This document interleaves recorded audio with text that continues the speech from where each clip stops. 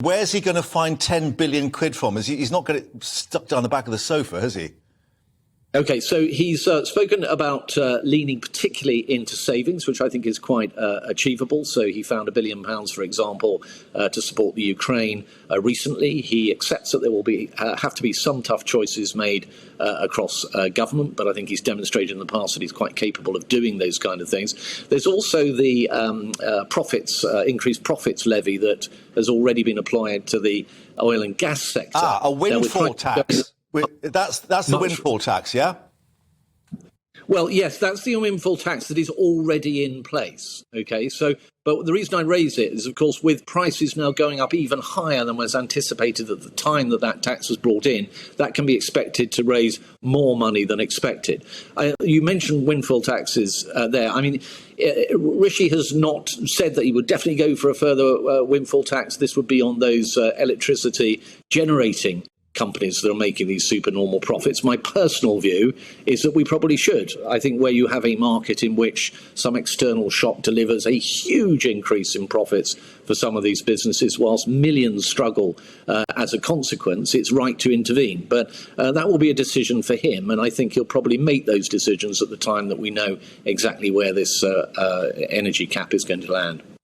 Do you truly think that Rishi Sunak is the man to lead this country during a cost of living crisis?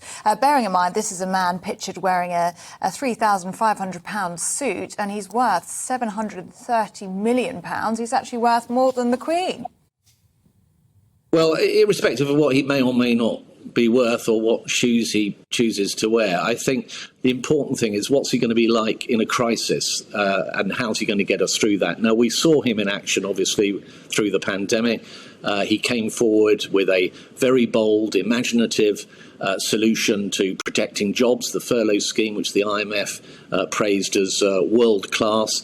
And instead of coming out of that pandemic with many millions of people, mass unemployment, we actually came out with very low unemployment. So I think he's shown both that he cares a great deal, but also that he's somebody who's able to get out there, grip things and make things happen. And that's one of the reasons why I back him every time when it comes to this inflationary and cost of living crisis. And it is both things, inflation and cost of living.